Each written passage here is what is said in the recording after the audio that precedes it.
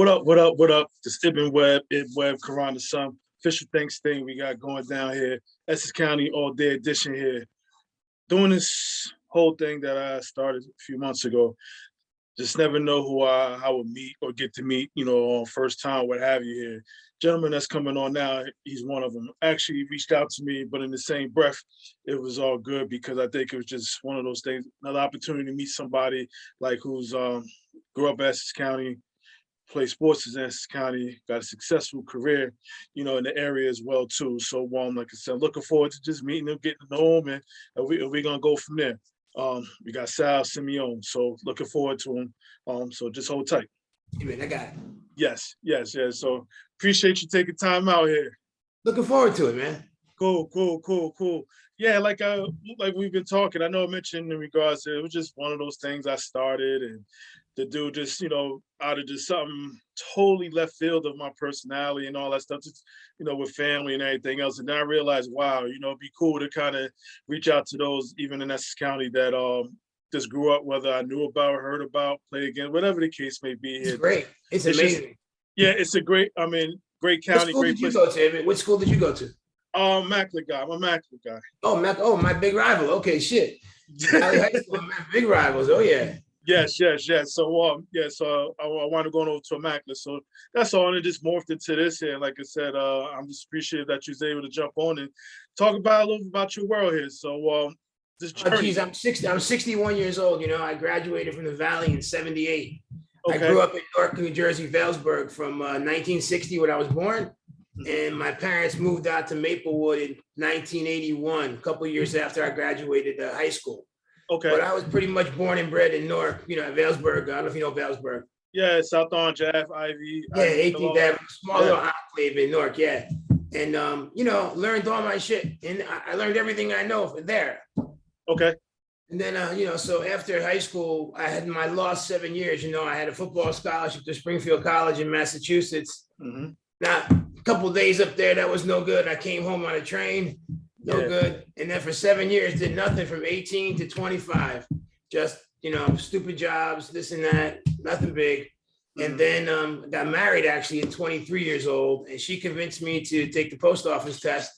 So I became a mailman at age 23. And I did that for 11 years till age 34.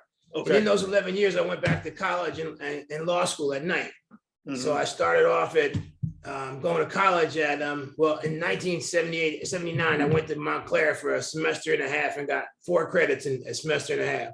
Mm-hmm. So when I picked it back up, I went to St. Peter's in Jersey City because my high school coach, Teddy Fiore, was assisting Bob Duquette at the time. Mm-hmm. And I said to him, can I walk on and try to get a scholarship? And he said, yeah, you could try, So he let me walk on. I played the whole preseason with the team. And Bob Duquette came up to me at the end of the preseason. He said, Sal, you made the team, but you're the 11th man. I ain't got no scholarship for you. Because I need 6'6" guys, not 6'2" guys. Mm-hmm. So, but during that time, I don't know if you know these names. I was playing with Shelly Gibbs and Phil Jameson, Tommy Best. These were guys at St. Peter's were, good players at St. Peter's. And Shelton's from Jersey City, Phil's from Jersey City. So it was a great experience just being there with those guys at the time. But, Duquette was cool. He said, no way. You can play, but you ain't getting no scholarship. So that didn't work. So from St. Peter's, I went on to Morris County and got my associate's degree. Then I went to Rutgers Newark at night and got my undergrad. Okay. And from Rutgers, I decided to go to law school. Unfortunately, I couldn't get into any law school in New Jersey, so I had to go to Widener in Pennsylvania, Harrisburg, PA. Mm-hmm. Went there for a year. And then by some stroke of luck, I transferred to Seton Hall my sophomore year. Okay. Came back to Seton Hall Law, and from 31 to 34, finished up. Got my bar in 1994. So I went from mailman to a lawyer. And the first stop on my mail route is the guy that gave me my first job. Larry That's all right. How coincidental, yeah. I delivered his mail every day, and then, some fate intervened. And from 1996 to 2007, we had a law firm with 17 lawyers, from 2 lawyers to 17. It's a quick story, I'm telling you. There's a lot of stuff in between. Mm-hmm. A lot of people helped me out. I always tell my kids, 24 and 22, you ain't getting nowhere unless you know somebody and they give you some breaks. Yes. A lot of people helped me out along the way. Lots. Interesting. How did you decide to get into the law? You know, being a mailman was a decent living, but when you go there every day and you work, the guys there are very negative, and they're always like, I was going back to college at the time, and they were like constantly saying, you know, you shouldn't go back to school, blah, blah, blah. And my grandfather was a lawyer. I was named after him, but I really had no intention of being an attorney. Okay. But I sort of fell into it because I didn't want to be a mailman forever. I, didn't really know what else to do. I was a good arguer and good debater my whole life. So as it turned out, I just decided after college to try law school. And it seemed to be, it worked for me. And family law, I'm a divorce lawyer, just seemed to be my cup of tea because, I could never be a criminal lawyer because the guys I hung out with, I could never, I knew too much stuff. Yeah. I couldn't be a prosecutor. I could never put people away for smoking pot or doing something stupid.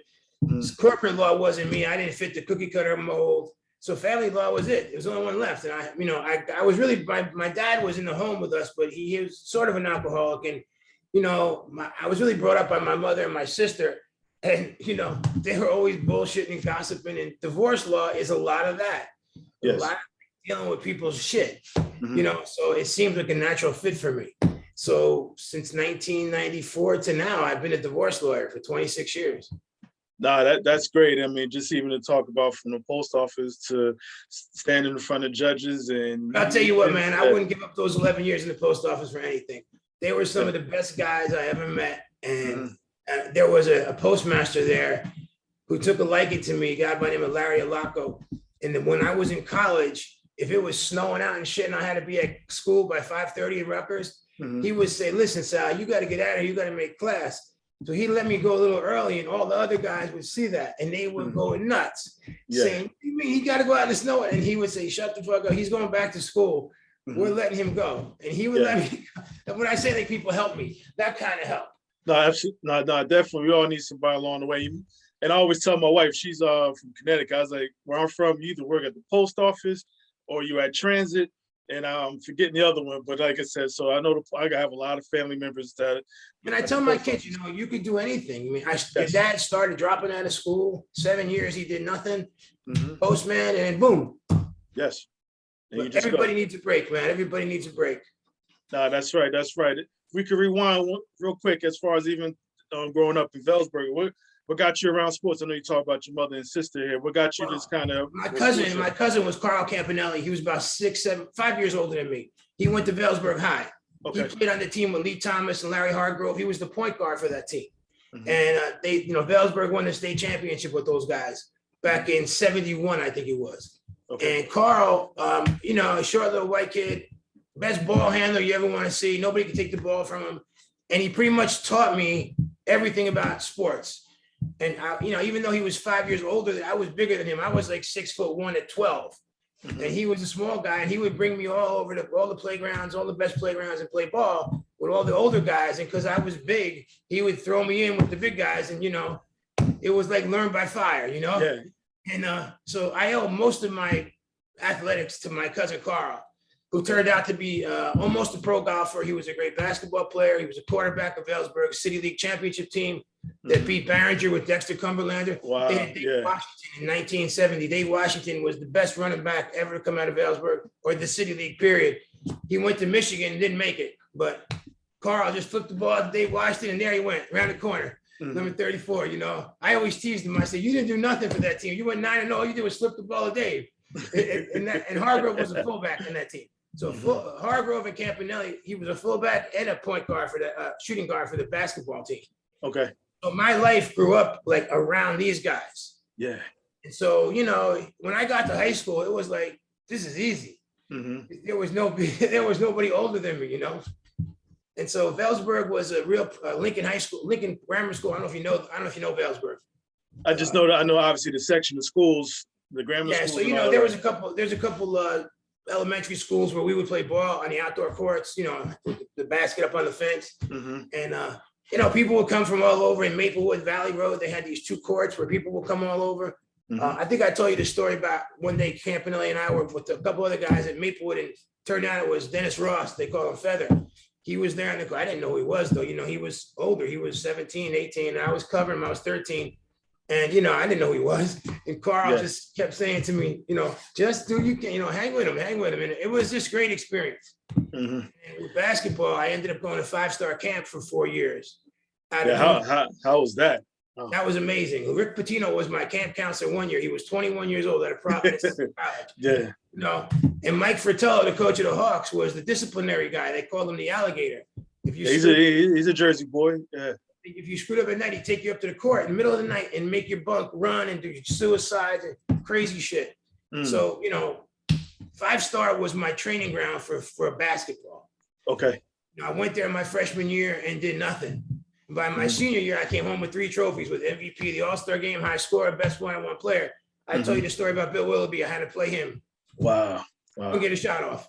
He beat me 11-0 in front of the whole camp. Yeah. You weren't the only one, so I won't feel too bad. He was in the NBA division. I was in the college division. The lower. I was in the lowest division. He was in the highest division. Yeah, because he went off to be the #1 high school. He left from high school. Yeah, Inglewood. He went to Inglewood, right? Yeah. At 5-star, it was amazing. It really was. I mean, the best players from all of it. Now it's very commercialized, from what I understand. The AAU stuff took over now. Yes. In my time, I don't know how old you are, but in my time, there was no AAU stuff. It was just, high school. That's right. Coach Fiore, Ted Fiore, was my high school basketball coach. He was sort of like a father figure to me and many other kids. Very tough guy, always screaming and yelling, fighting with the refs. I saw some of the stuff he did, they wouldn't allow it now. That's all I can say, Yeah, a whole lot of stuff. I don't know. Who was your coach at Immaculate? Well, basketball was Mike Fess, and football was John Finnegan. Oh, you had Fess as your coach? Yes. Oh, yes. I played against Fess. Okay, all right. He was, I think, 77 or 79 graduate. Around that, yes. Yeah, we played Mike. Yeah, we played Mike in baseball and basketball and football. We played him in all 3 sports. Yeah. We called it the Mud Bowl on Thanksgiving, Immaculate. The Mud, okay. That football field was mud. I mean, you couldn't move. I couldn't run anywhere in those games. Now, the Lennon brothers were there. One was the center. One was the quarterback. Yeah, we had the Immaculate and Valley, man. We played all the time. I hear stories. How'd you end up at the Valley? That's where you wanted to go, or? Well, going and living in Valesburg, Valley was two city buses away. Right. Or in the 44, I had to catch 2 buses every day for school. But coming out of Sacred Heart Grammar School, one of my best friends was Timmy Byron, whose uncle was Ted Fiore and Mike Shepard, the coaches. The big time coaches. They were his uncles. His mom was the sister to Ted Fiore. And so Timmy was going to the Valley all the way, for baseball, for pitching, for baseball. He was a pitcher. His brother before him was a pitcher. And, he had told me about Ted as a basketball coach and everything. And, also Valley was co-ed. Seton Hall was all boys. I didn't want to go to Seton Hall. A lot of my friends went to Seton Hall. Okay. I didn't want to go to a school with all boys, So Valley was, as it turned out, I married my high school sweetheart 10, 11 years ago. So she was a cheerleader for me back then. But, okay. So it was really about basketball. And I met Ted when I was in 8th grade. And, it was all about hoops, even though football turned out to be where I ended up going to college for. And after a few years, maybe 10 years ago, I asked Ted, I said, why did you let me go for play? Why didn't you help me get a basketball scholarship? And he said, I thought you were a football player, Sal. I didn't even think you wanted to go for basketball. So, I made a mistake going to college for football, not basketball. I should have went for basketball. Yeah. I didn't like football. I liked to start them. I was a running back. I liked scoring touchdowns, but I was not like a crazy football player, Okay. You didn't have that mentality. I really didn't have that crazy football mentality. Okay. I ran for 1,000 yards my junior and senior year, but I don't know. We didn't play a great schedule. We played some tough teams, but it wasn't like basketball or baseball. We played Passaic. We played Shabazz. We played Orange every year, West Orange every year, So I had a really good football career, but basketball was my love. And, interesting. So then when you get there, are you playing varsity right away, or are you basketball freshman year? I started varsity. You started, okay. And I played about 10 games, and we were getting ready to play Mountain, who was a big rival of Valley, Mountain High School at the time. West Orange, correct? Yeah. And we were in the gym practicing, and me, like an idiot, I tried to dunk in practice, fell off the rim, landed with my arm behind me like this, out for the year. So I had started 10, 12 games for Valley. I was probably averaging about 10 a game, 10 rebounds. I mean, really like got off to an amazing start. Ted didn't talk to me my whole sophomore year. I couldn't finish freshman year. Sophomore year, I came back. I was in the doghouse. He did not talk to me. I played very little. It wasn't until I came back to junior year. From junior year, I'd gone to 5-star all those summers. But the summer before my junior year was when I sort of came into my own. Okay. And when I came back to the Valley that year, I had a great football year and I had a great basketball year. And, you know, they had this thing called the All Oranges. Okay. The orange transcript used to have like East Orange, Orange, Scott. I mean, really. Yeah, I remember. I remember this. Yeah, it was a great. Immaculate might have been in it. I'm not sure. Oh no, I grew up in Orange, so I'm familiar with the Orange transcript and that. Oh, you grew up in Orange? I grew up in Orange. Yes. Whereabouts? I grew up in Dodgetown over there, on the other side of town there, bordering Glen Ridge, Montclair. What was it? That Parkway. What's that Parkway? They got Thomas Boulevard right there. Thomas Boulevard. Okay, yes. I know that. Sure, of course. Okay. Yes. Because, you know, going to the Valley, my friends were in Orange, and I you know, Darren Bragg lived on Day Street. You know, one guy lived on Henry Street. You know, they were all my buds, and you know, Darren Bragg to this day, you know, he's Reggie McKenzie and I'm OJ Simpson. We see each other. He calls me the Juice, and I call him Reggie. He was my left tackle. You know, he was. You know, Darren should have been. He should have went to Alabama for football, but I don't know what happened. He didn't. But he was a great offensive lineman. And he lived on South Day. His brother was Gilbert Bragg. I don't know if you know them, the Braggs. No, I'm not familiar, man. Like I said, but I know you guys are in Rich Valley with so many people that don't walk through them hallways. Yeah. So, you know, the thing about, so I tried to dunk that day in practice, messed up my arm, was in the doghouse for 1.5 years because Ted had a doghouse. You fucked up. That was it. You know, it was hard getting out. So anyway, junior year came out and we had a good team. We were like 19-8. My junior year, and you know, we were nothing special. We got to the state finals and lost to St. Rose of Belmar on a tartan court. First time a tartan court was a green tartan court. Those courts, yeah, you know, and Mark Murphy ended up going to St. Peter's. He did pretty well from St. Rose of Belmar, but they beat us. I fouled out in the end of the third quarter. They had 3 guys, 6'5". I was alone battling them all. I fouled out in the third quarter, and then came back senior year. Had a decent football year, but basketball, we came into our own. We ended up 25-2. We were 7th in the Star Ledger, or 7th or 11th. And we beat Shabazz in the finals. And then, of course, we went to the state finals and lost to St. John Vianney in the state finals. So we were runner-up in the state, but we won the ECT. And, you know, the ECT was our claim to fame. Oh, no, yeah. We beat Essex, we beat Shabazz. You know, we beat all these teams we weren't supposed to beat. Now, who was on those teams, Shabazz and Essex teams? The Essex team was the semifinals, and that was my claim to fame because our best defensive player was Bobby Swester. He was about 6 foot, 190. So Ted said, you got Danny McLaughlin, who was 6'4", 220. And Danny was using Bob in the first 5 minutes, 8 minutes of the game. Called timeout, and now you couldn't really tell Ted much. You know, you couldn't say, let me do this. But as a senior, I went to him and I said, look, coach, let me cover Danny McLaughlin. Bobby's too small. He said, okay, but so, you know, I'm not bragging or anything.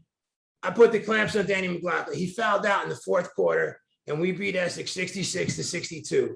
And when I tell you it was the biggest upset, you know, when I write about it on the thing, people write back, they're pissed.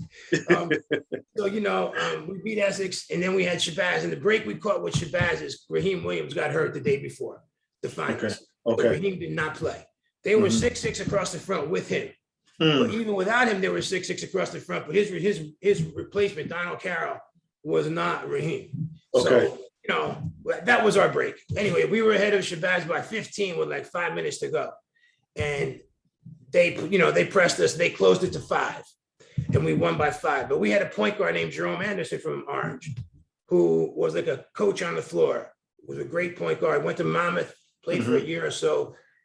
Had an argument with Ron Cornegie, I think, and didn't make it. But Jerome played on the football team with me. He was the quarterback my senior year. I was the tailback. He was the point guard on the football. Darren was on the football team. Darren was on the basketball team. It was like the 3 of us, you know, the 3 amigos. And Jerome was a great ball player. And, you know, Ronnie Felton from Shabazz and Mike Williams, Mike Kelly were their backcourt. Ronnie Felton had to be 20 years old. I mean, I played against Ronnie Felton. Every year I played, he was there. He just seemed like he looked so old, you know. I think he was Shabazz's best athlete. He was all around baseball, football, basketball. And, you know, so we beat Shabazz, and we always laugh about it because Teddy was big on boxing out and shit like that, taking charges, Mm-hmm. And the ball came off 3-on-1 play, and it stopped in the foul lane. We had all the team boxed out, and the ball stopped on the floor. And then Teddy called timeout, and he was like, "Finally, you guys got it." So it was a great win. It was a shame we lost St. John Vianney, but we did, and never should have, but we did. And Jerry Galicchio was a freshman my senior year. Jerry was a big-time Vailsburg kid who came to the Valley. And in the years after I left, they won another ECT with him, but I think they got it taken away because of playing one too many games or something. I think they beat Orange in the final by 2. Okay. But they lost the ECT title by having some disqualification.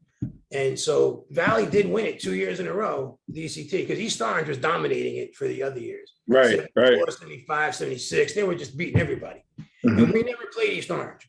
We played Orange, who beat us my senior year. One of the 2 losses was Orange. In Christmas tournament, they had Hubert, Robert Cole wasn't on the team. It was before Robert Cole. Okay.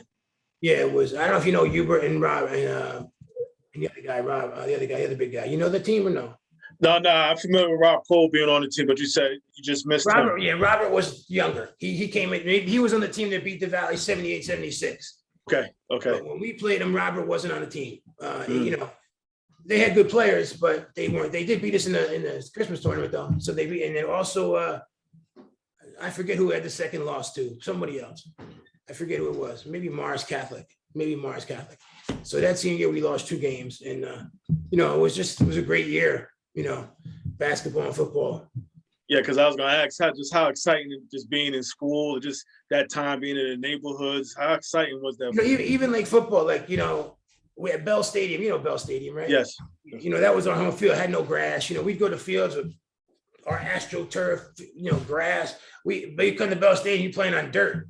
They played the national anthem on a record. We didn't have a band, and so, it was great because, being a football player too. I mean, like the Mayor's Trophy game against Orange, like my senior year, I had 4 touchdowns and 200 yards, and I had this big trophy. I really did feel like I was sitting on top of the world. I mean, I was a huge O.J. Simpson fan. I wore his number. I wore the same color pads, and so when he was found innocent, I was amongst people who all wanted him to fry. And I was clapping because to me, I still don't think he did it. But, even if he did, I want him to be innocent. Right. He was my idol, He's your idol, right. I loved him, the juice, and it was a great time. The Rocky movies came out in 76 and 77. Everybody was working out to the Rocky movies. Yeah. It was just it was almost a fairy tale when you think about it.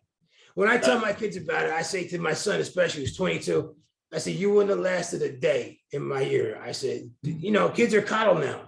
Yes. Back then, you weren't. I mean, I took 2 buses to school every day, city buses. You saw the 44 leaving when the 94 was pulling up. You saw the other bus going. You're like, wait. On the corner of Tremont Avenue in Sanford. That's where you made the connection. Yeah, I know exactly what you're talking about. Yeah. Yes. It was rough. But I still wouldn't give it up for anything. It was a great base to be an adult. And even to be a lawyer, because I consider the courtroom like a basketball court now to me. Okay. I like litigating because to me, it's like the game. All the other shit, the stuff that happens before is not the same as actually being in the courtroom and trying to win. So that's what I kind of substituted as my sports because I didn't make it. And, I wasn't good enough to make it in anything further. But even going to Springfield, I mean, how did you end up there? That was like I said, I had a decent football career. It wasn't really recruited by many schools, a few schools. Okay. They offered me $3,500 out of a $6,000 tuition. Okay. Half scholarship. So, my parents weren't really, they had no money. So we were like, yeah, definitely. So I went up. I got there. They gave me a helmet with no face mask. I was the 6th man on the depth chart. Oh. I said to the coach, I got no face mask. He goes, we're not hitting today. Don't worry about it. I'm running around the field looking like Red Grange with no face mask. So the next day I go to him. I go, Coach, you got a face mask for me? He goes, no, we'll have it for you tomorrow. We're still not hitting, so don't worry about it. Another day, right? Now, there was a phone booth between the football field and my dorm. This was Saturday. I hated it there. I stopped in the phone booth and called my father, who happened to be drunk that morning. And he said, fuck that place, come home. That's all I needed to hear. Called my cousin up. I said, come and get me. Came and got me, and I left. Didn't tell anybody. Nobody came looking for me. left Springfield. Never played a day for him, but was there on a half football scholarship. Just wasn't my cup of tea. Also, I was in way over my head when I got there. I realized that. And I was, maybe I ran the 40 and 4.5, 4.55. Okay. Way out of my league. These guys were, 4.4, 4.45. The guys, the football, the fullbacks were huge. I mean, I didn't lift weights a day in my life. Because I was a basketball player. I was afraid to lift weights. I didn't want to lift to screw up my jump shot or play hoops, So it just wasn't for me. Football at that level wasn't for me. The biggest level I ever got to was the East-West All-Star game my senior year. And how I got to it is kind of a funny thing because I told you I got a lot of breaks in my life. Okay. I was running out to right field to play Valley baseball one night, and Frank Verducci, the coach of Barringer football, was umpiring the game. He was on first base. And I know Coach Verducci well, So I'm running out to right field, and Coach Verducci's there, and he says, Sal, you want to play in the East-West All-Star game? I go, yeah, Coach, but you got to get voted on the team. He goes, consider yourself voted on the team. Be in Vailsburg Park tomorrow at 5 o'clock. Yeah. I go, really? He goes, yeah. All right. So I show up at Vailsburg Park 5 o'clock the next day. He's splitting the team up in positions. So I go where the halfbacks go. He goes, Sal, because I told you could be on the team, but you can't be no halfback on this team. You're a tight end today. I go, a tight end? I never played tight end in my life, Coach. He goes, if you're on the team, you're a tight end. All right. I go play tight end. Didn't know how to block. Never blocked in my life. My roommate was tipping. I tell you the story. Yes. At Upside College. Mr. Simeone, you got your microphone right there? Yeah. If you want to I know you just push it back just a tad bit because I know when you hit the table, I could just hear it. That's why I asked. Can you hear me now?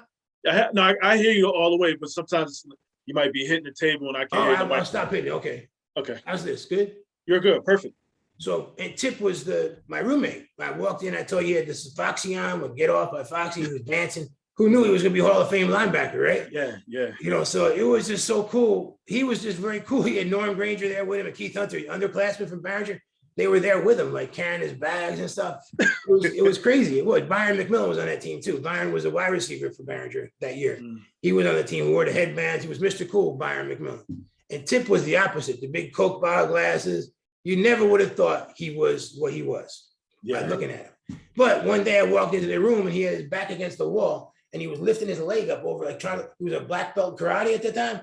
And it was like, Chet Parlavecchi was on that team, who played for Green Bay for a couple of years. Tip was a pro. Maybe some guy from Montclair, Craig, something or other. Okay. Craig might have been, but those were the pros on the team, And we went to the Meadowlands and we played the game. We lost 6-0 to the West. Tyrone Holloway from Somerville scored the touchdown to beat us. It was a great experience. 7 days with those guys. In the middle of the week, Tip said to me he had to go see his girlfriend. They said he used a different term. He said he had to get some leg, L-E-G. Gotcha. I didn't know what the hell he was talking about. So he kept saying it. So I had my car there. I had a 1967 blue Mustang, fast as hell.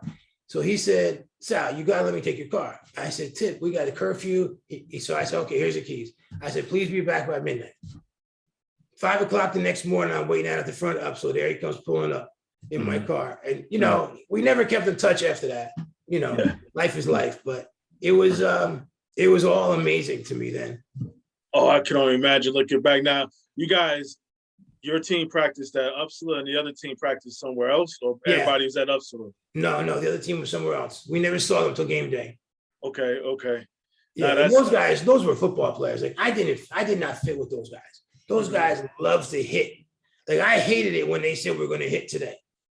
Yeah, I was like, hit. I don't want to hit. But those guys, they live for that shit. Like Parlavecchia, he was an animal. I don't know if you know him, if you heard of him. Yeah, no. I actually had him on. Yes. Oh, you did? Yes. Well, you know how crazy Chet is. Okay. Yes.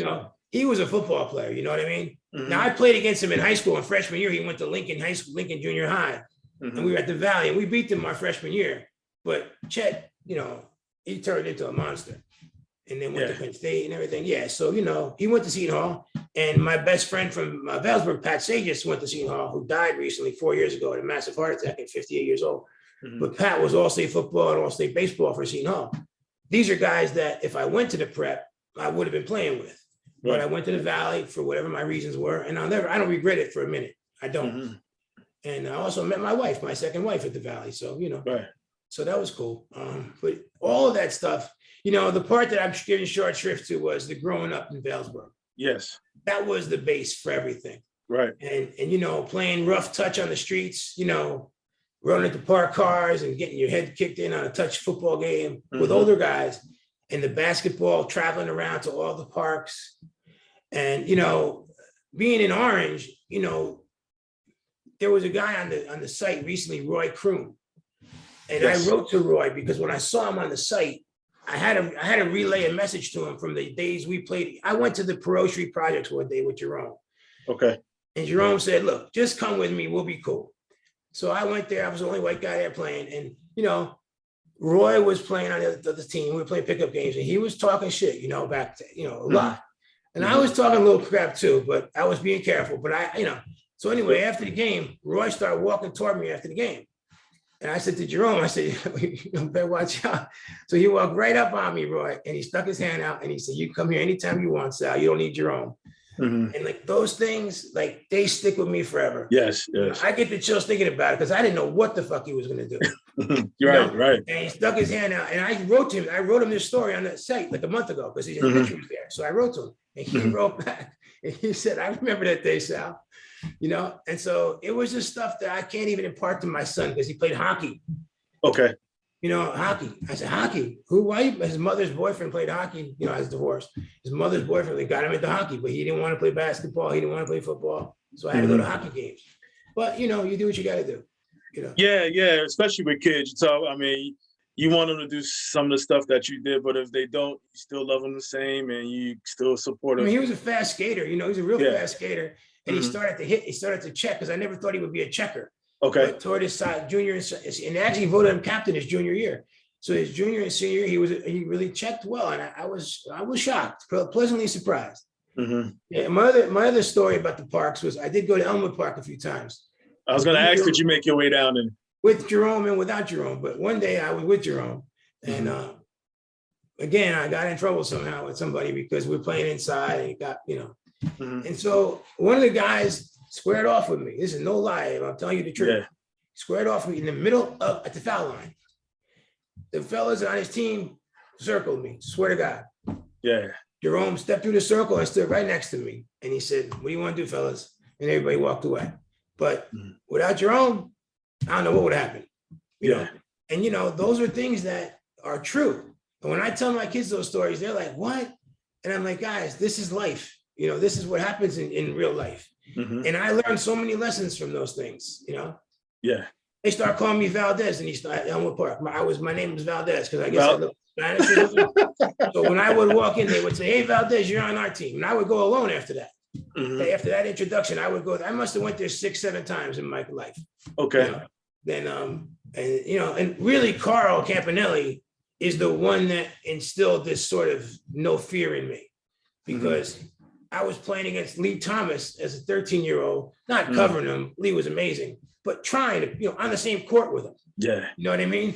John McIvern, Lee Thomas, Larry Hargrove. I mean, these guys were ball players. I was 13. They were men. You know, they were men. And it just, I'll never forget. And Jerry Minetti was an assistant coach at the Valley. In years past, Jerry Minetti was a Valley star. In our senior year, when we went 25-2, Jerry was an assistant coach. Okay. And he practice with us every day. And he was 6'5", 250. And he would beat the shit out of me and Darren every day. And when we got into the games, it was like, there ain't no Jerry Minetti here you know, the toughest guy I ever covered at senior was a guy from Orange, Hubert, who was a muscle man, could jump through the roof. He almost dunked me through the rim. At the end of the first half, the ball went up on the rim and Hubert came flying down, and Billy Coleman was the other guy. And Hubert came flying down. I went up to the ball. Hubert went over me, tried to jam it with me in front of him. It didn't go in, but we went flying, you know. Hubert was tough. And Billy, the guy I just told you about, was a much better shooter and player than Hubert. But Hubert was the muscle man, you know, on that Orange team. Yeah. What other parks did you travel with? I mean, I know you mentioned Elmwood. In Essex, those were the two. Perot Street, and then Maplewood had the Valley Road courts, which were a lot of competition. Then there was, even in Livingston, there was one court in Livingston, one asphalt court in Livingston behind the high school. Just one court. I know exactly. That was going on when I even played that basketball, that court in Livingston. I was still around. Yes. I never went to Wassesson Park. I never went to Wassesson, although my friends had told me to go there. I never went there. Our quarterback, my junior year, Gibby Carter, never did anything for the Valley. Transferred, went to Bloomfield his senior year and made all county. And he used to tell us to go to Wassesson and play. I never did. I never played against Kelly Trapuka. He was 2 years before me. Okay. So I never ran into Kelly because everybody says he was the best. I thought he was great at Notre Dame. Don't get me wrong. I don't know if he was the best high school ball player. I never saw him play. Yeah. So, for my money, the guys like who I watched on television the years before me were the best players, the guys from East Orange, Pittsford, Booker, those guys, I was like 10, 12 watching them. Yes. Yeah. When we played ball, we had a great competition with the All Oranges, all those teams. Even Scott, Troy Webster, who went to the Valley for 2 years, and then him and Mike Brown transferred to Scott. Mike Brown couldn't make our team as a freshman. He could not walk and chew gum at the same time. When he made the pros and was making $10 million a year, everybody was like, is that Michael Brown from the Valley? If Mike Brown had done that when he was in our school, we would have been unstoppable. But Mike couldn't play his freshman year. Troy must have done something with him. Troy must have taught him something because Troy was a natural from the beginning. Okay. But Troy was only there 1 year or two before the school closed down. And then Troy went to Scott and became a star at Scott. Yeah. Andre Adams went to Scott. Andre Adams was there, yeah. You know Andre? Now I know the name. A lot of people talk about him. He's a real cool cat, real cool guy. He has an umbrella in his hat. He's always dressed to the nines. Andre was a cool dude. Now it was interesting. They had an Andre Adams around my time, same position at Scott as well too. So it's two Andre Adams. The younger one I know, but I'm familiar. There was also a Bragg at Immaculate, I thought. No? There might have been. Marcus Bragg. I took Marcus Haggett. No, Marcus Haggett. Yeah, Marcus. You played Haggett. with him, right? No, I didn't play. Marcus Hackett is around your time. He in late 70s, 80s. Marcus Hackett. He must have been 80s. Okay, I didn't play against Marcus. When we played Immaculate, they didn't have the athletes they had after us. Fest was on their team. Tommy Lamont was a great football player who played basketball and baseball. Tommy Lamont was like one of the three sports stars. You might know him from going there. Yeah, I heard the name. I definitely heard the name. But I was friends with the center, Lennon's brother. Okay. Quarterback's younger brother. I was friends with him. He was a center on the team. And the quarterback was older. He was a pretty cool guy. I forget his name, Lennon. Okay. A lot of Immaculate guys had like a heritage. Like the brothers played every year. Oh yeah, it's tons of names. Like you mentioned, you just never know. Every time you think they done, another one pops up. Yeah, it was always somebody. I could have swore they watered the field before we played them on Thanksgiving Day because it was such mud every day. Talk about up in Montclair, the Cody Field. What was it? Nishuane, or what was the name of the park? Cody Field. Cody Field. It was so much mud. I couldn't get over. I couldn't get any traction. I never could do good at that field. Never. And they always beat us. They always beat us in football. They always beat us. We took it out of them in basketball and baseball. We were kind of even, but football, we never beat them. Yeah. Now, how did you enjoy playing baseball? I only played it as an afterthought. I wanted to play all three sports. So Teddy was the coach of baseball too. Teddy Fair was the coach of baseball. And, Timmy Byron and Jerome played on the baseball team. So we all sort of just went. Timmy was an all-state pitcher, Byron. The kid got me to go to the Valley. He was a wrestler, football player, and baseball player. So I was at first an outfielder my junior year. And then my senior year, I was strictly a DH. I couldn't really field, but I could hit. So I had a good stick, but I could not field at the end of my career.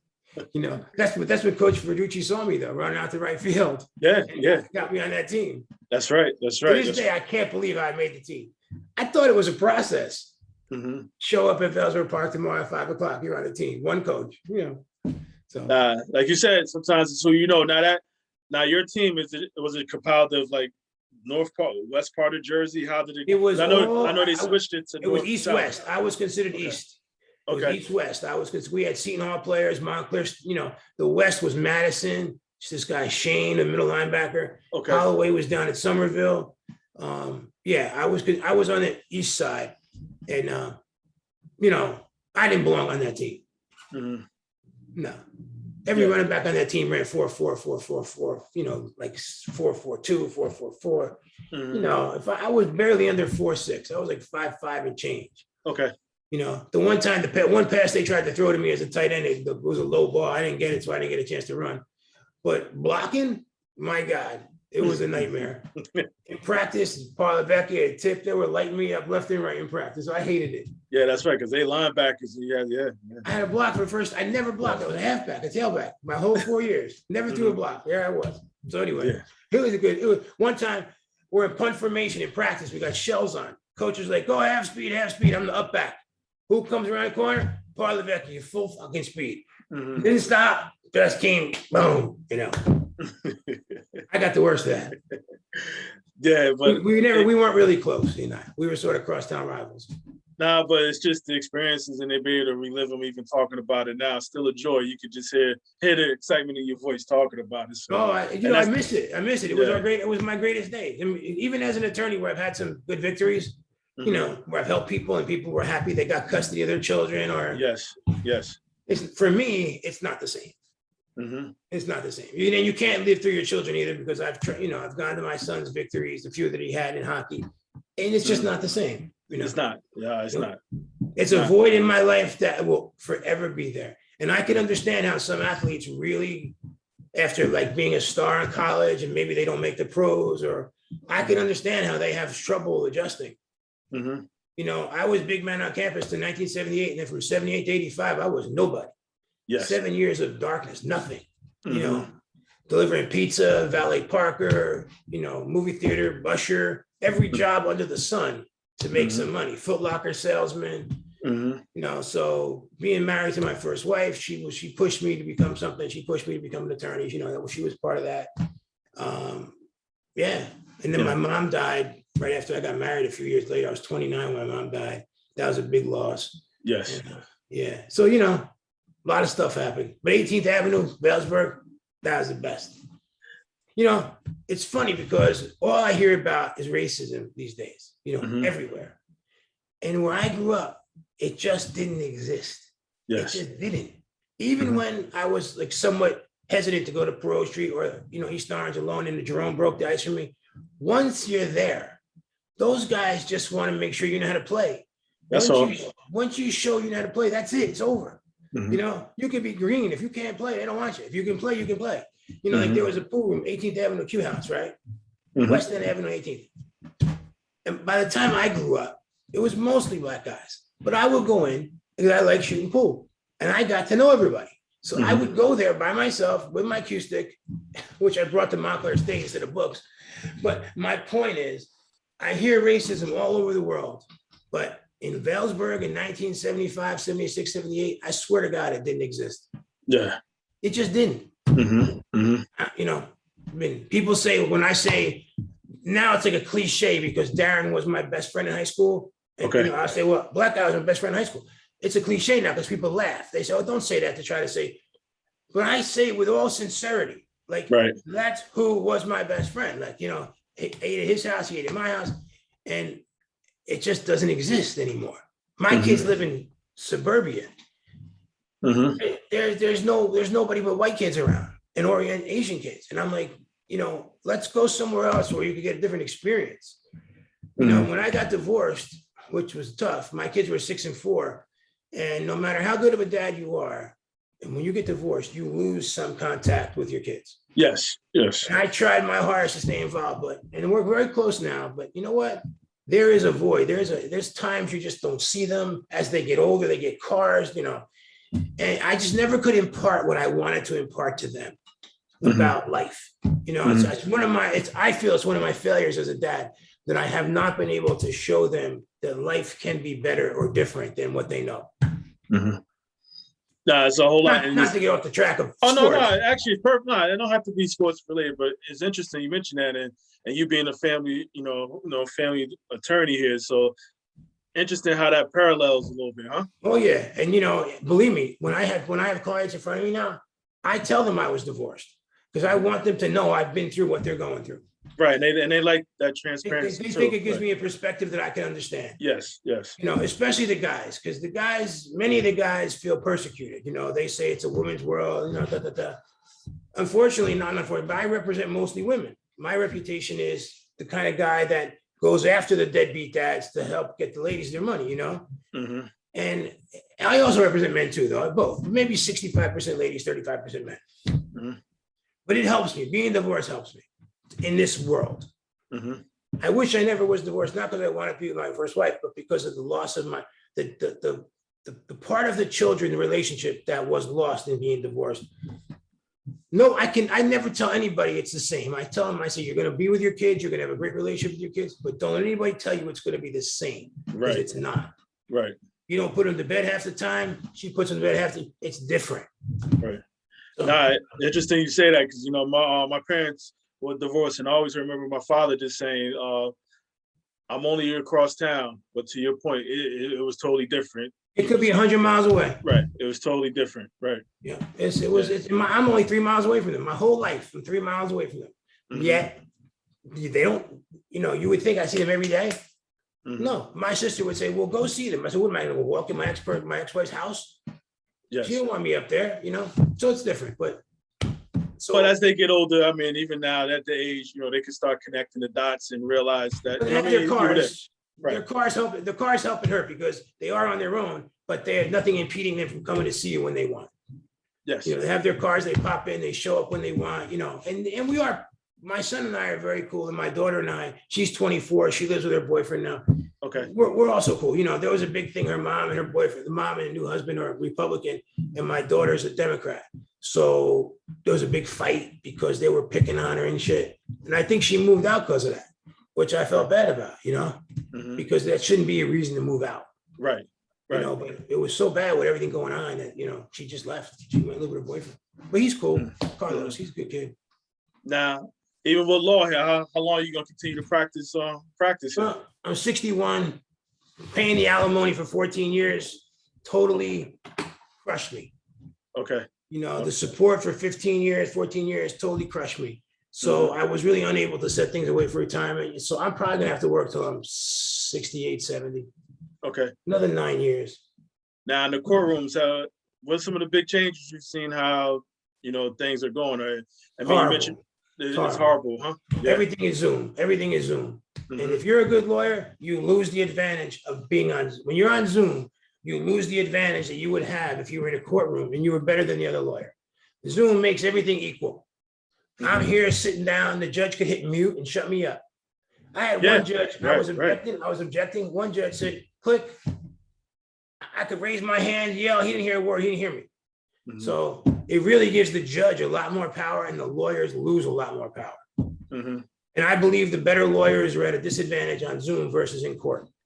Yeah, because it's the presence, is things that you can do in person that could give you an upper hand, or body. One of the things they all say everything. about lawyers is he has presence, she has presence. On Yes. Zoom, nobody has presence. Mhm. You can try, but you're just a picture, and the judge can put it mute. It's so hard, but we've adapted. I mean, I had cancer 2 years ago. I got throat cancer 2 years ago, and June 2019, I had a lower back fusion. September 2019, I had a spur taken off my spine. December 2019, I was diagnosed with throat cancer, HPV, like Michael Douglas has. Yes. The actor. So yes. From 2019 until today, it's been one thing after another. They told me in May of 2020 that the tumor was gone completely through radiation and chemo. Mm-hmm. And so then from May to like the end of 2020, I had one side effect issue after another, lymphedema. I can't, to this day, I lost 65 pounds because I had a feeding tube, because with throat cancer, you really can't eat. Right. And so I went down to 210, my high school weight. I was 270 though, before I had gained a ton of weight. Mm-hmm. So I went down to 210. They took the feeding tube out finally, and I started eating a little bit. I went back up to 230, 235, and that's where I kind of leveled out. But I still cannot eat like certain things. I can only eat, shrimp, like seafood that slides down. Okay. It's hard to eat bread. I have not had bread in God knows how long. Mm-hmm. Steak, forget it. Things have to break up. If they don't break up, I have to drink milk with everything. Italian pasta with gravy on it, red gravy, I got to drink milk with it because nothing goes down. Yeah, but you're gonna make sure. But you'll make sure you get that pasta. Yeah. But I'm alive. I'm alive. So I tell everybody I'm alive. So that's all that matters. But it's been a rough 2 years, and it took a toll on my practice. My numbers are down about 15% because when you're out, not full time, it's like anything else. You're out. You're Yes. not around. People Yes. forget. So this year sort of was supposed to be my comeback year. Not really turning out to be a complete comeback year. I'm gonna have to change. 222 is gonna have to be my comeback year. Okay. This year was okay. My numbers are climbing, but they're not back to where they were. Yeah, but I think a lot of industries and businesses took hits, and again, I know, yeah. So I don't think, unfortunately, you're not alone in that. And yeah, COVID definitely contributed to this as well. No, absolutely, absolutely, and it's just interesting, especially.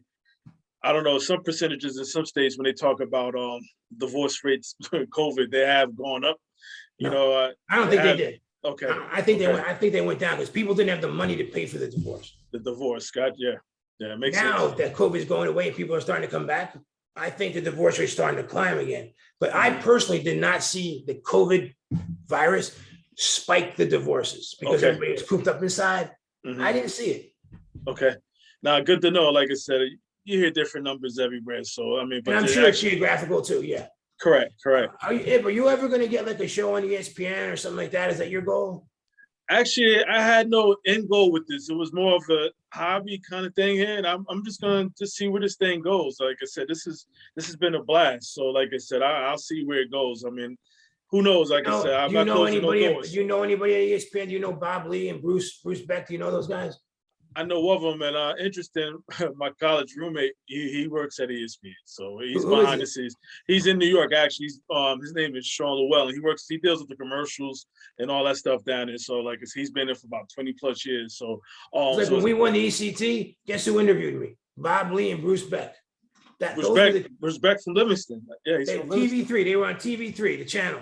Yes, Bob Lee is now the head guy at ESPN. Yeah. And like, if he ever knew you were from Orange, because he grew up here, Bob Lee, he probably would. If I were you, I'd try to connect with him. Nah, good to know. But I knew Bruce Beck. When you think about the guys who have TV shows, like the Mike, the guy, there's Peter, Mike, and that weirdo with the bald head. I forget his name. I'm drawing a blank too. Oh, it's Michael K. I hate Michael K. Michael K. Those guys. And the other guy. Like, yes. How does that guy even get on this show?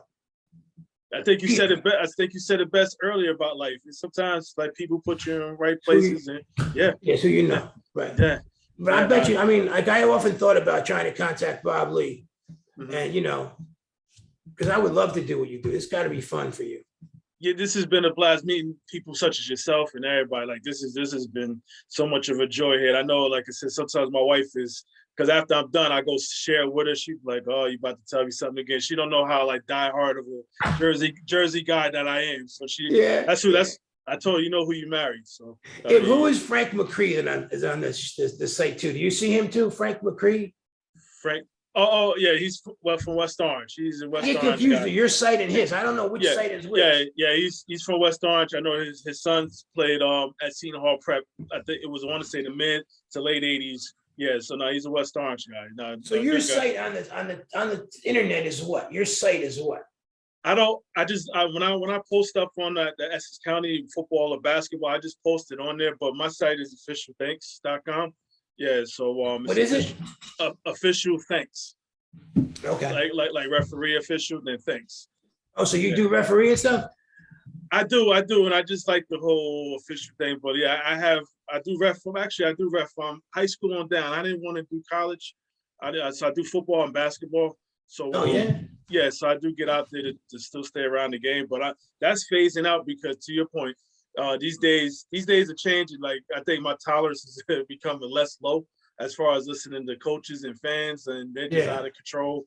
And you talk about officials. There's only a couple of us out there, and it's like I know my tolerance is getting low, and I don't need to make the papers for other reasons. I hear you. Yeah. So I mean, I don't know if I could say anything else. I pretty much enjoyed the hour. Oh no, I was gonna ask before you got a few more minutes to spare? What is it? You got a few more minutes to spare? Yeah, sure, of course. Cool. I always like to have fun on the back end of these things here. Kind of like, so I'll put you on the spot a little bit here. See, might get some people in trouble or get yourself in trouble. We'll have some fun. It's all in fun. All right, go ahead. It's all in fun. So obviously, a Jersey guy here, Parkway or the Turnpike? Parkway. Hate the Turnpike. Favorite place to eat in Essex County? 2 places. Okay. The Reservoir in South Orange, on South Orange I Avenue. know my father took me there not too All long right. And on Bloomfield Avenue, there's the little Italian joint. I forget the name. It always escapes me. I'll go with the Reservoir in South Orange. Right? Cool. Being a North guy here, you got 18th or South Orange Ave.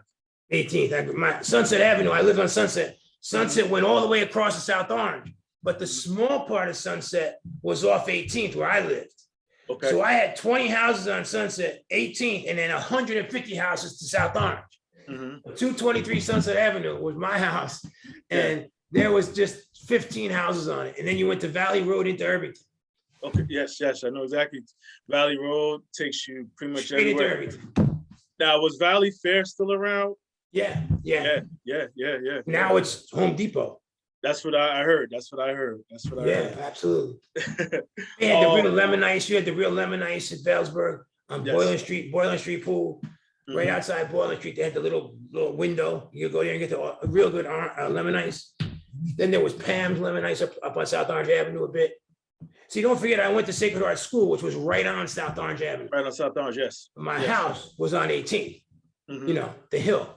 I had to walk up a hill it looked like a mountain right up the hill to go to school. Great stuff. Now, as far as practicing law, playing sports.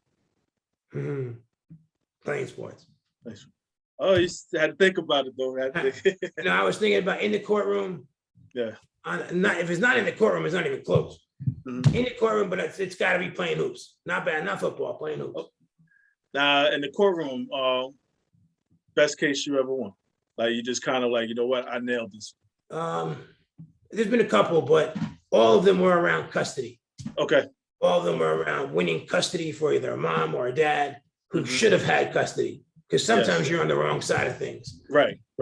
And when you are, you do the best you can. But there's a couple of cases where my client was getting the worst of it, and I was able to turn it around. And they were all around custody, never around money, always around custody.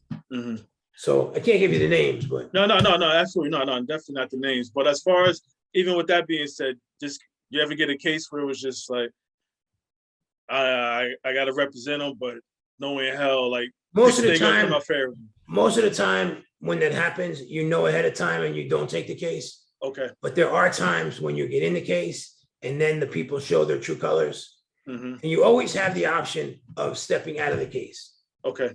Unless there's a trial date set, the judge will never keep you in the case. You can get out of the case. If you find out you're on the wrong side of the case with a really bad person, you can get out. Now, I've had cases where I didn't consider them bad people, but they were not doing the right thing, and I hung in with them and tried to minimize the damage. Okay. So there's wins where you minimize the damage, and then there's wins when you actually get the win. Definitely. And it's both. There's plenty of cases where you're trying to minimize the damage. No, definitely. Now, the reason I asked, like I said, sometimes I've done some work around child protection, so I'm familiar a little bit with family court. So, I know a lot of that plays a role, and attorneys and everything else. Yeah. So I mean, I was recently appointed as a guardian ad litem for a child. In other words, not an attorney, but as an investigative arm of the court, where the court has me interviewing mom, interviewing dad, interviewing the therapist, interviewing the kids, and then writing a report to the judge as to what I've found out, what I think. I like that kind of stuff because you're making a direct impact on a family. That's right. The judge pretty much, he's taking what you have into consideration. And so those cases where DIFUS and DCPP are involved, that's not a huge part of family law, but I've probably had in my career, I would say 10, 15% of my cases around DIFUS, DCPP, or being a guardian for a child. Yes. And so, there are rewarding situations if they work out the right way. No, definitely. When you jumped into the whole law thing, becoming a judge ever cross your mind? No, mainly because first of all, they don't make enough money. But secondly, my sister had been married to a kind of a real mobster. Okay. And if in fact I ever went for the 6-way or the 5-way, they would see that in my past, even though I wasn't, they would still say she was, married to this guy. He was in the witness protection program. And like at one point when they were divorced, somehow I got behind the witness protection program and got him brought into Morristown Courthouse in a bulletproof vest with 5 federal marshals. And he told the judge, I ain't got no money, Judge. And he opened his wallet up. And I saw 3 gold Visa cards. I said, Judge, you got 3 gold Visa cards in there. She goes, Mr. Simeone, I want you to go out at lunchtime with so-and-so and have him get a cash advances. I go, Judge, he's got a bulletproof vest on and 5 federal marshals. I ain't going anywhere with this man. Right. So she goes, okay, so-and-so, bring the money back after lunch. So he came back. He said, I ain't got no money, Judge. Put the bracelets on him. She was okay, put the bracelets on him. Now, this particular husband of my sister's had told me once in her life, you're never going to be an attorney. You don't have the killer instinct. So that day when he was going to jail, the bracelets were on him. As I walked past him, I said, who don't have the killer instinct now? And he said something to me like, oh, nasty.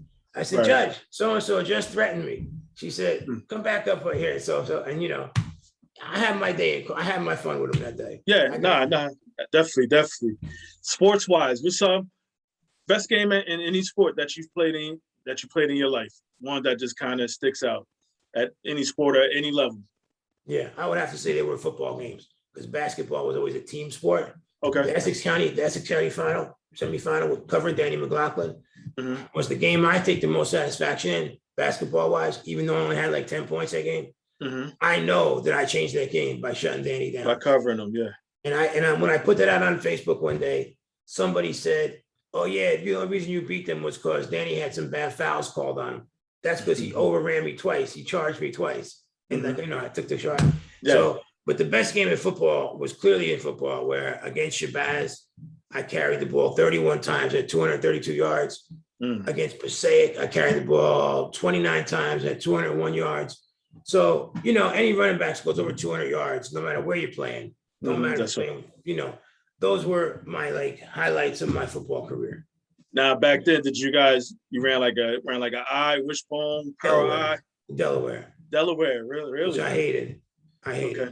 Occasionally we'd go to the I, which I liked, but we ran the Delaware T. So, you had to pulling guards. Yeah. Well, the quick pitch when you're lined up outside the left tackle, who was Darren, and the quarterback just turns and throws it. Darren was always out there. He always was able to get out there. And number 75, I just get on his hip and follow his ass. He had a big ass. I just get on his hip and follow his big ass. And there, and if in basketball, we used to tease him. We'd say, he could block anybody out with that ass. He couldn't get around. He was 6'1". He would cover a guy 6'6", and he'd keep him off the boards. Yeah. That day against Essex, he covered Reggie. I forget his name, Reggie Mason or Reggie something. And Reggie was big and good. And Darren just kept him off the boards the whole game. Yeah. Yeah, it was good stuff. Those were my two. That's it. In basketball, offensively, I averaged about 16 a game over my career. My junior year, I averaged about 19 a game, according to the Orange transcript when I was in. They used to give the stats. Okay. Yeah. One game, in a game we lost my junior year, I had 34 points, and Ted Fury went crazy on me, screaming at me because I was shooting from the outside. And he's like, you have to be in the lane. And I'm like, Coach, I scored 34 points. What the fuck? He didn't want to hear it. He didn't want to be in the lane, Yeah. So you had to do what he said. Yeah. We also beat St. Anthony's at Jersey City. They came to Valley. They were down that year. They had Mandy Johnson from Marquette, who went to Marquette, and they were pretty good. But we ran them out. We beat them like 84-60. Wow. And Coach Hurley was there, big Coach Hurley was. Yes. And I know Ted, even though he won't admit it, I know our coach took great pride in beating them. Oh, yeah. Because, he was always second to, Coach Hurley.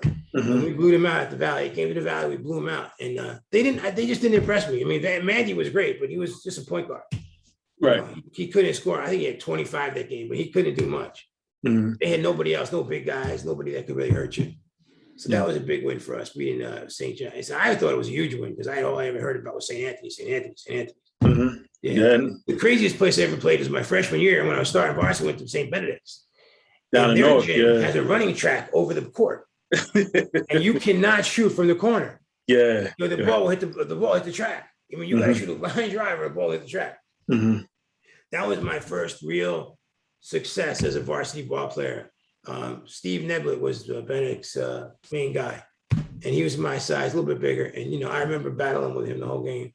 Oh, we also talked about that West Orange game with Harold Morrison and Pete Williams. Remember I wrote about that? Did you see that?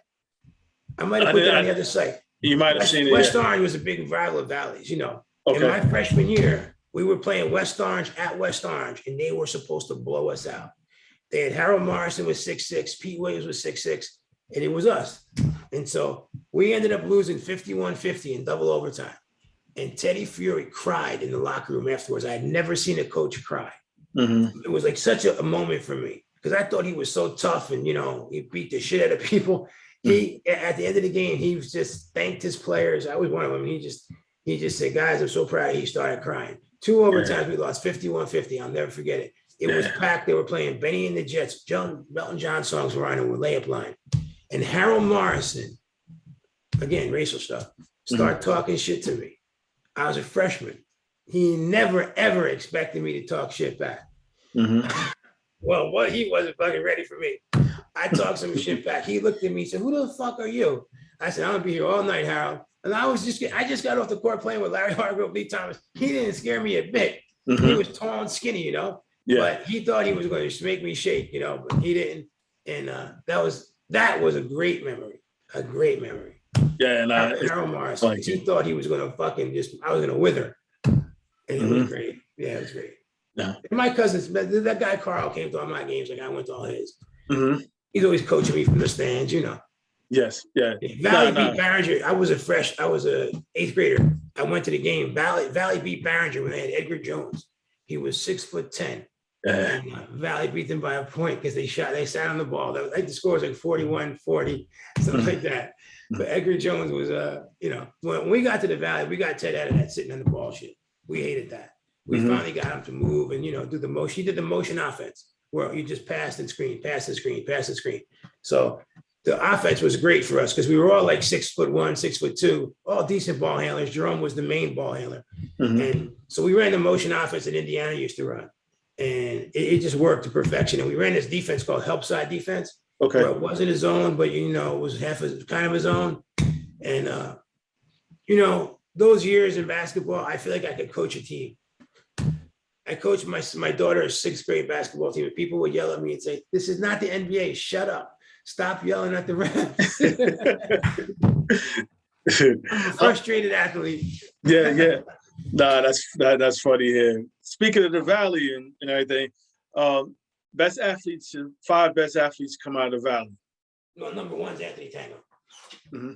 Anthony Tango was a running back for Valley who played the 2 years before me. Okay. And he ended up going to Uppsala, but there's hands down, and I think anybody who went to the Valley will say that. Mm-hmm. Tony Tango, his name is Tony Tango, out of Valsburg, 59 Marion Place, Valsburg. Best athlete I think that ever went to the Valley. He would turn around and square around the bunt and beat the throw first. Like he didn't bunt like the hit. He'd square around, sacrifice bunt, and beat the throw. He still beat him. Wow. So Anthony was, to my opinion, the best all-around athlete. Mm-hmm. There were a couple guys that I didn't know. Okay. You know, a guy named Armin Leonardo. Mm-hmm. You know, he was like 71, 72. Okay. These guys were supposedly, you know, great. I didn't know them. Mm-hmm. I saw Javier Martinez play, who was a basketball, football, baseball player. He was supposed to be amazing. But the only one I saw firsthand was Tony. Mm-hmm. And after Tony, in my years after that, I don't think, and I don't put myself in that category. I don't see, I don't think there was any. Jerome was a great athlete too, playing with me. But Jerome was a great basketball player. He was an okay football player and a worse baseball player. So, you know, he won CYO Player of the Year in hoops, and he deserved it. But as a quarterback in football, he was okay. You know, nothing great. So we didn't have anybody to meet those standards. You know, so for me it was Tony Tango, and I don't know enough players in the past to tell you there was somebody really who was a great athlete, a Willie Wilson type. Okay. You know, I don't know them. No, and that's totally not. There was one guy, Jimmy Sims, who's now a sports agent. Jimmy Sims I was a freshman. Jimmy was a senior. Mm-hmm. Number 21, he ended up going to Gettysburg on a track football scholarship. Jimmy probably, people might say he's the best all-around athlete. He was a wingback, fast, super fast, good track man. Didn't play hoops though, but athlete you're talking about. So I say Jimmy Sims and Anthony Tango, 2 best. Now during your time, just each one individually, during your time during high school, who's the best high school basketball player you've seen? And it have to be from the Rogers who you Anyway, saw. yeah. Michael Corrin. Michael Corn, yeah, he was down Jersey City, right? Jersey City, St. Hudson Anthony's. Catholic. Was it Hudson Catholic? Hudson Catholic. I Yes. saw him at 5-star. Okay. I met Michael Corrin at 5-star, and he dominated the best athletes from all over the world. He took anybody to the hoop. Nobody could stop him. So I'll say Michael Corrin in basketball. I mean, I didn't see Willoughby. I just played against him once or twice. You know, I can't say that, but he supposedly was. You know, I don't know that. Or how about who'd you play against? The best person you played against?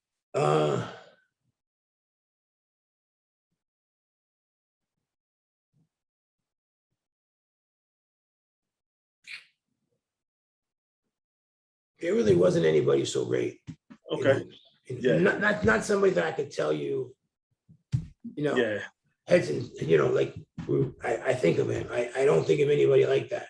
Okay. There was a kid from Union Catholic, Michael Brown, who was kind of like a Pete Maravich type. You know, he was 5'9", handled the ball amazing. But, you know, I can't say that about him. You know. So how about football?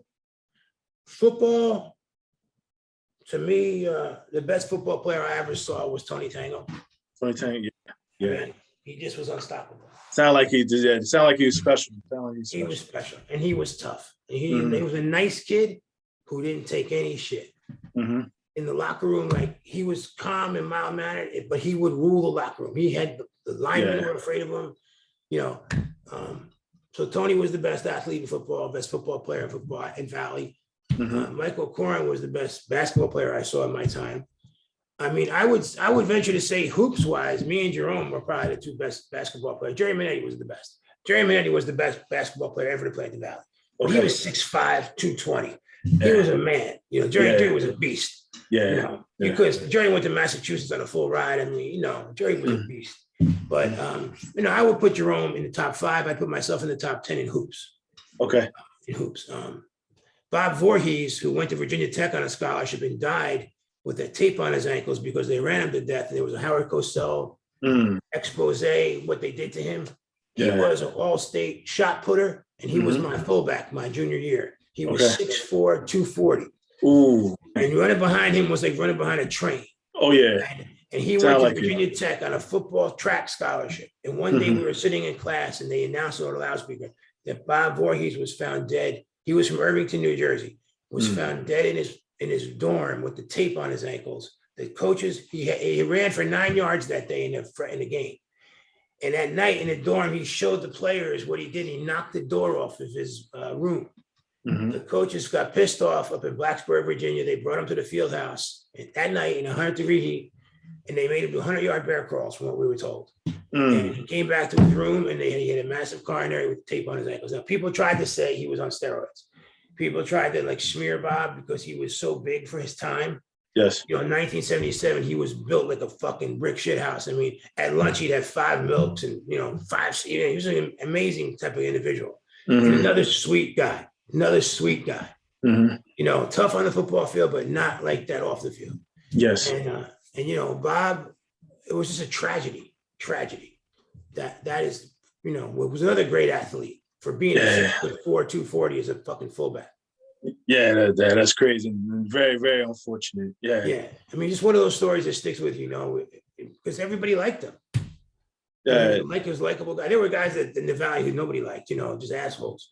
But it seems to me that the good ball players weren't like that. And you know, like for instance, Tony Tango, you know, he's the kind of guy like who looked after me my whole life, you know. Growing up in Valesburg, he was 3 years older than me, and I seemed to just follow wherever he went. Little League baseball, I was on that team. He was on Little League.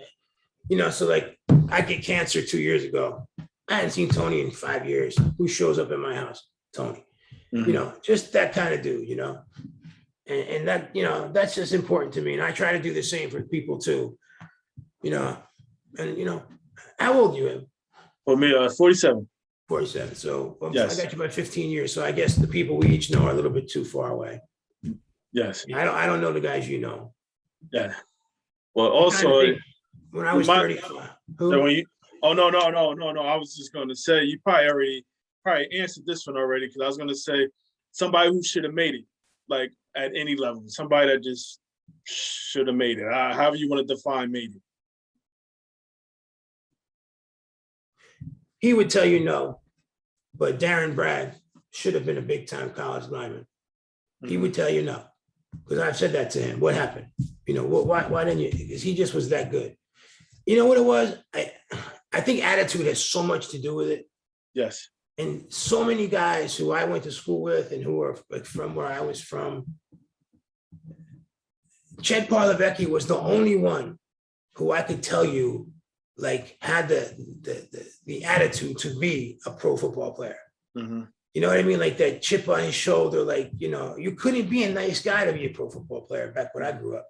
Mm-hmm. You know, to get out of Newark and to get to that level, like you had to either know people or you had to like just hurt people. And Chet was like just mean, you know, mean. And like Darren wasn't mean. Darren was just like nice, too nice. Mm-hmm. But when he blocked, he wiped you out, you know. But I guess Darren maybe won. Nobody really that I could tell you like was a can't miss prospect that blew it. You know, I know people expected Jerome to be a great basketball player. I know people expected me to do things, but you know, it wasn't, that's not who I was really. If I was able to get a college scholarship on hoops and play for 4 years, it would have been fun. But I you know, nobody I know had the goods to be a pro. Mm-hmm. Not in my opinion anyway. Tony Tango maybe, but Tony was 5'10", 175, great football player, but where is he really going? Mm-hmm. You know, nobody was Bo Jackson. Nobody was, you know, like Craig Ironwood Hayward, right? He was supposed to be so great for Passaic, right? Yes. His son's playing ball for the Steelers, but he's not. And his son is 6'5", you know, 310, you know, number 97 on the Steelers defensive line is his son. Mm-hmm. But, you know, where did he go? Ironhead Hayward, he was supposed to be so good. He was good, but I mean, he didn't make it. Who made it? Tip made it. Yeah. Tip made Hall of Fame for the New England Patriots. So nobody saw that coming. Mm-hmm. You know, if you think about that team that I was on, you know, Chet, Tip, maybe the two guys who should have been pros were pros. Okay. Nobody else should have been. There was, you know, Dino Hall from Bayonne was a great 4.41, 4.42 running back, but I don't know if he was small. Mm-hmm. You know, you need that size, really. Mm-hmm. Yeah. You know, there was a kid from Seton Prep. His brother plays for Rutgers now. Kevin Monungai. My nephew played with the older Monungai. He was running back for the Prep about 10 years ago. Mm-hmm. And he went up to Connecticut and broke all Brian Westbrook's records. And, you know, he had a great college career. And then he bounced around to like 5 or 6 football camps and never made it. Mm-hmm. But like I was watching him work out on the internet one day, hopping on those big piles. Yes. I mean, this kid, if anybody was going to make it, he'd have thought Kevin Monungai was going to make it. Mm-hmm. Now, his younger brother's Keith, he's Kevin. And Kevin did Monungai a couple pro teams and didn't make it. So I don't know what you have to do to be a pro. Yeah. No, definitely. It takes a combination of a whole bunch of things here. I mean, basketball and football, they're a different breed. Baseball, mm-hmm. maybe you can do it. But basketball and football are a different breed. Yeah. No, you know what I mean? I hear you. Then particularly about yourself here, what's the best part about being Sal Simeone? What's the best part about it? My growing up where I grew up. Yeah. My roots, who I am, my values. Mm-hmm. You know, the fact that my dad always taught me to be a stand-up guy. Yes. And don't ever start trouble, but if it finds you, you stand up. Mm-hmm. You know, and I've lived by that code and, you know, never ever start trouble, ever. But if trouble finds me, I do what I have to do, whether it's talk about it, do something about it. Haven't had many fights in my life. I'm not a fighter, mm-hmm. but people view me as a stand-up guy. Like as a lawyer, people view me as a nice guy out of the courthouse, but mm-hmm. very aggressive in the courthouse, mm-hmm. you know, in court. And, you know, that's kind of what I want, because I always felt I was within the lines. I play hard. Outside the lines, I'm a good guy. Mm-hmm. And I like their reputation. I don't want their reputation as being a hard ass all the time. Yes. And I tried to develop that reputation, and I tried to impress that upon my son. And I think I've succeeded to a degree, you know. Mm-hmm. So the best part about me is I think I think I have a good set of values. I'm a stand-up guy. I listened to my father, even though he was a drinker. The best lessons he ever taught me were, my father drank Tuesday night, Friday night, and Saturday morning my whole life. Mm-hmm. He was a working alcoholic. Basketball games were on Tuesday and Friday. He never saw one. Football games were on Saturday. He never saw one. His twin brother, Chris, my uncle Chris, saw all of them. And everybody thought that was my dad. And I never told them it wasn't. They would say, Dad, we saw your dad. He had a sharp sweater on. It was my uncle. Never told him it wasn't my dad. Yeah. So Tuesday nights from 7 to 11 in the den were the nights my father and I bonded, and he would teach me everything under the sun. Mm-hmm. Friday night, 7 to 11. From 11 to 1, screaming at my mother. He hates my mother and my grandmother, banging his head on the wall because he can't get up. And then I wrote a poem called My Father's Waltz. And that would be at 1 o'clock. I get him on one arm, my mother get him on the other. And we try to walk him down the hallway to his bed. And we'd be banging off the hallway walls and get him to his bed and just dump him in his bed. Yeah. And then Saturday morning, he'd get up and he'd go to the Marlow on Halstead Road in East Orange. And I'd have to go pick him up. I was 16 years old. I have to take the car and go pick him up at the Marlow because that's where he was. Mm-hmm. So Tuesday night, Friday night, Saturday morning, the worst nights of my life and the best nights of my life. Yeah. From 7 to 11, he was the man. My friends would come to my house when we went out. They would not want to leave. They would sit in the den with him and want to talk. Mm-hmm. And I'd be like, guys, come on, we're going to the racetrack, the Meadowlands. You know, I gamble, I like horses. Mm-hmm. I bet the horses, you know, that's my pastime. Yes. So I'd be like, come on. They'd be like, no, I want to stay with your father. They all loved him. And half of them had no dad. Like Darren's father died from being in the army. Michael Lynch's father died. Timmy Byron's father died. Mm-hmm. All their dads were gone. And they wanted my drunk ass dad. They liked him. And I liked him too when he was not ossified. When he got ossified, he'd pick on my mom, he'd pick on my grandmother. So, you know, we had to take it. We couldn't do anything about it. But, you know, one day there was a club on Sanford Avenue in East Orange where the Tang Club. Mm-hmm. They had a pool table in the front. And my cousin and I, my uncle Chris, his son Chris, and me, my father's son, were shooting pool. We were like 13.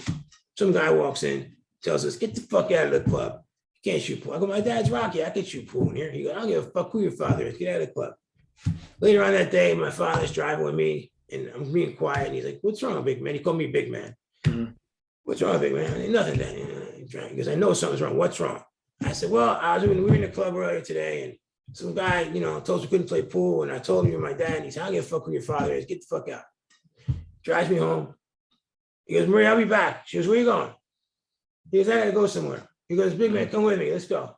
I go, where are we going? He goes, just get in the car. We get in the car. Back to the club. There's the guy. Is that him, son? Yeah. Pee-wee. Guy's name was Pee-wee. Mm-hmm. Did you tell my son he couldn't play pool in here? He goes, that's your boy? He goes, yeah. He goes, well, I didn't know it was your boy, Rob.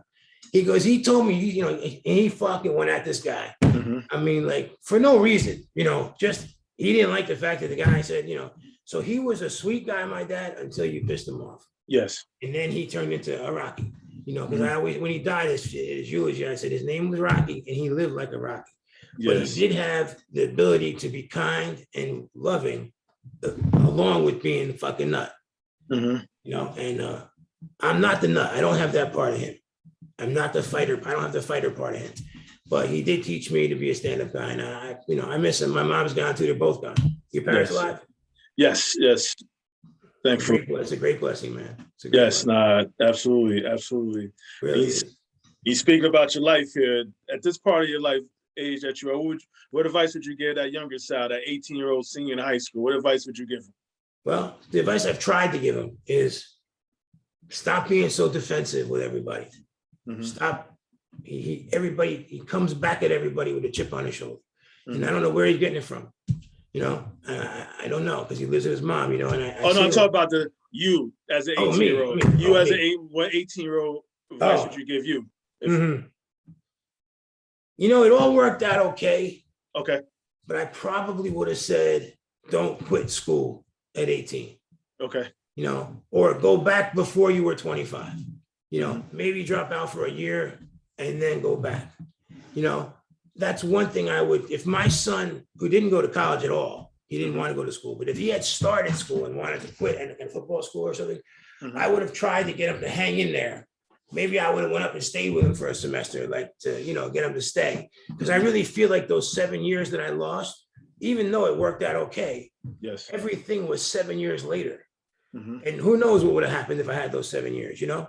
Yes. So I don't like to regret. I don't like to say I have regrets, Mm-hmm. you know, because people say I'm fortunate, you know, I make good money, I have a good job. But I would say one thing I would have told that kid is don't be so quick to jump from one thing to another, which is still something I do today. Mm-hmm. And my dad always used to tell me the grass is greener on the other side. So I'll just sit, stay, think, you know, don't switch jobs. Just stay where you are. Maybe the firm you're thinking about going to isn't as good as you think it is. You have a good spot here, but Mm-hmm. I'm always looking for like the next.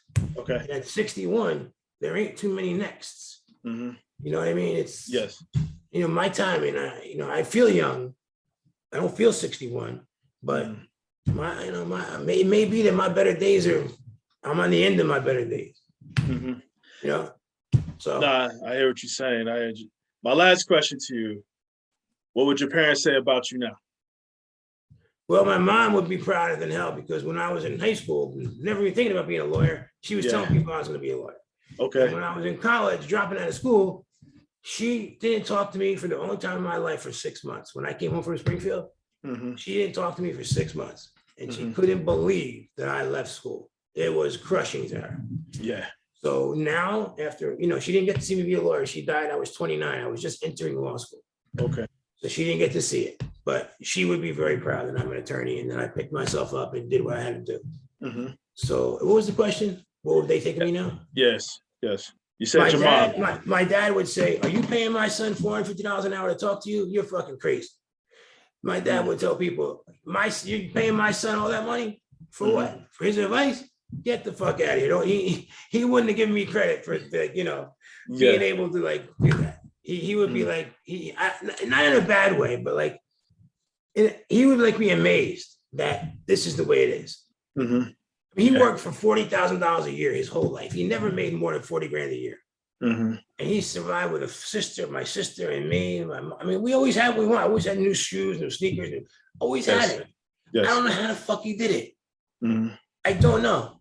We never wanted for anything in that little house on Sunset Avenue.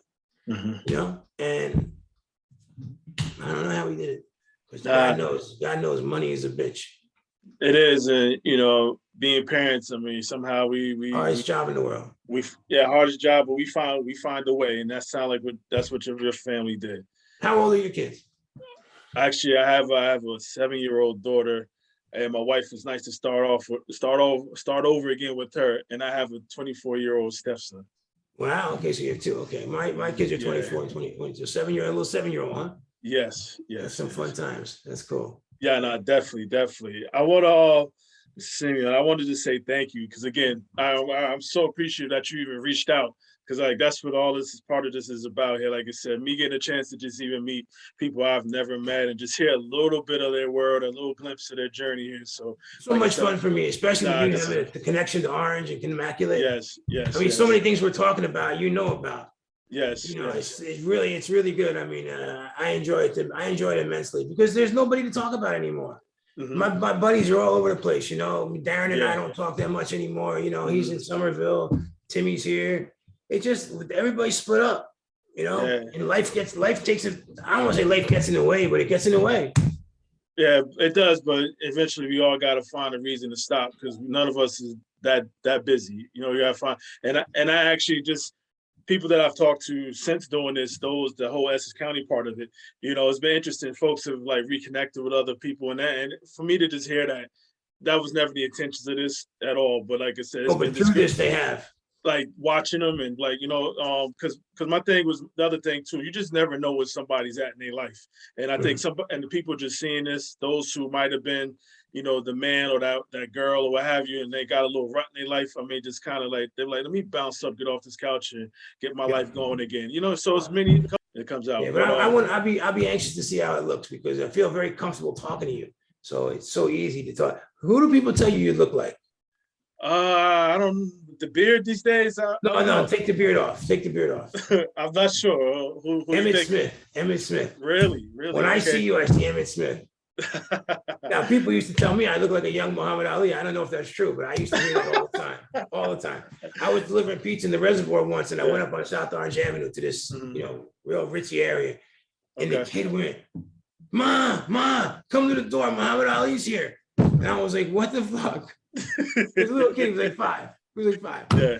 Super John Williamson used to live up there too. Remember the guy from the Nets, Super John Williamson? Yeah, actually, yeah, no, I'm familiar. Yeah, actually, I know we talk about his son Maurice, who's a great player as well too. So He lived up in South Orange up on the hill there. yes, Super John. He opened the door a couple of times and got the pizzas from me too. Nah, good stuff, good stuff. So now, with that being said, though, one way or another, it's a small world, and I mean, I plan on things going well with my wife, but in the event I don't, I got somebody to call. You know that, brother. You know that. Anytime. Nah, be well, Mr. Simeone, and I appreciate everything. All right. Thank you, man. All right. Thank you. Take care. All right, guys. I see it was really, really good, man. It was a great thing. No, thank you. All right. I got to click us off, right? Yeah. Yes, be well. You too. Thanks. All right. Yeah, this is why I do this here. Like I said, meet people I never met, just their journeys, their highs, their lows, what they're into now. And I know it's only a small little glimpse into their world, but it's enough, I think, for everybody to see and get appreciation for it. I certainly do. So with that being said, I think I'm gonna slide out on this one. I put my hand over my heart. That means I feel you. Yeah.